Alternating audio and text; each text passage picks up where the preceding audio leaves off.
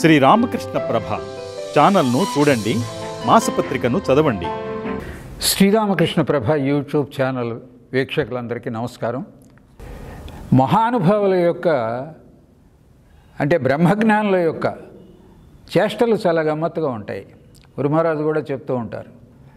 ఒక్కొక్కసారి వారు చాలా గంభీరంగా ఉంటారు, ఒక్కొక్కసారి చాలా పసిపిల్లల వల్లే ప్రవర్తిస్తారు, ఒక్కొక్కసారి పిచ్చివారి వల్లే వాళ్ళని చూస్తే పిచ్చివారేమో అనుకుంటాం, అలాగే ఒక్కొక్కసారి చిత్తచాంచల్యం ఉందా అనుకుంటాం. అలాగే ఇప్పుడు రామకృష్ణ సంఘంలో లాటూ మహారాజు అంటే అద్భుతానంద స్వామి, ఆయన యొక్క జీవితంలో నుంచి ఒక 2 సంఘటనలు మనం తీసుకుందాం. ఏమిటంటే ఆయన చూసిన వాళ్ళంతా అనుకునేవాళ్ళు ఈయనకి ఏమైనా చపల చిత్తమా అని చెప్పి.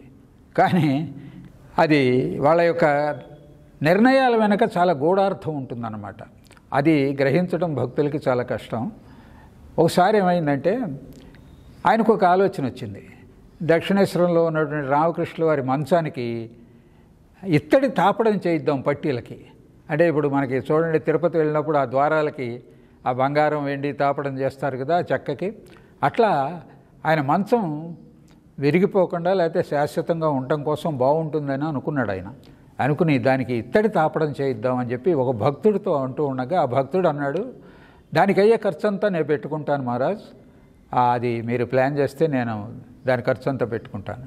సరే, కొన్ని రోజులు గడిచిన తర్వాత అతను ఆ ప్రణాళిక అంతా సిద్ధం చేసుకొచ్చాడు. ఆ డబ్బు, ఆ కావలసినటువంటి సరంజామా, మనుషులంతా మాట్లాడుకుని ఈ లాటూ మహారాజ్ దగ్గరికి వచ్చారు.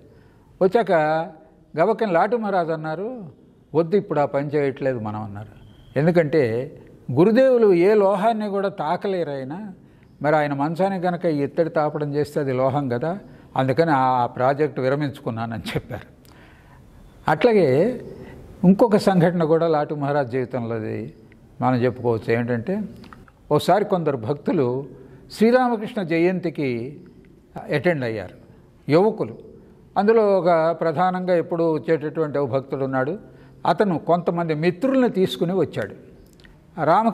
శ్రీరామకృష్ణ జయంతి ఉత్సవాలన్నీ చూసిన తర్వాత కలకత్తాలో ఉన్నటువంటి లాటూ మహారాజ్ దగ్గరికి వచ్చారు వీళ్ళంతా కలిసి.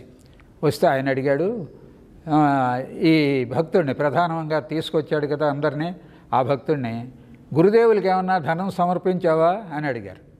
అడిగితే అతను ఏదో కొంత ఇచ్చాడు, దాని గురించి చెప్పాడు, ఇచ్చానండి అని. తర్వాత మరి మీ మిత్రుల సంగతి ఏమిటి అని అడిగారు. అయితే వాళ్ళు ఎవరు ఏమి ఇవ్వలేదండి అని చెప్పాడు. చెప్తే అయితే నీ మిత్రులంతా కూడా తపాలా బిళ్ళ అంటించకుండానే ఆ మతం యొక్క జాబు పొందాలని ఆలోచిస్తున్నారన్నమాట. అంటే మనకి ఉత్తరాలు వేసేటప్పుడు బేరింగ్ అని అంటాం. స్టాంపు వేయకుండానే ఉత్తరం వేస్తే ఆ అడ్రస్ వాడి దగ్గర డబల్ ఛార్జీ వసూలు చేస్తారనమాట. ఒకవేళ అది అడ్రస్ వాడు తీసుకోలేదనుకో, మన అడ్రస్ ఉంటే తిరిగి వస్తుంది, లేకపోతే అది ఏమవుతుంది, డెడ్ లెటర్ ఆఫీస్ అని ఉంటుంది. ఇట్లాంటి ఉత్తరాలన్నీ అక్కడికి చేరుతాయన్నమాట. అంటే ఆ మాట ఇతనికి అర్థం కాల, ఈ భక్తుడికి అర్థం కాల.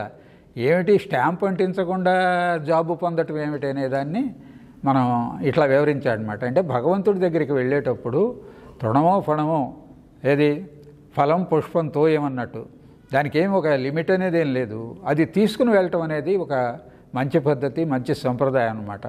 దాన్ని తెలియజేయటానికి ఆయన తపాలా బిళ్ళ అంటించకుండానే జాబు పొందుదామని చూశారు మీ మిత్రులు అని చెప్పి కొంచెం హాస్యంగా అన్నారన్నమాట. ఇట్లాంటి సంఘటనలు లాటూ మహారాజ్ జీవితంలో చాలా కనిపిస్తాయి మనకి. మరోసారి కొన్ని సంఘటనలు మనం చెప్పుకుందాం. నమస్కారం.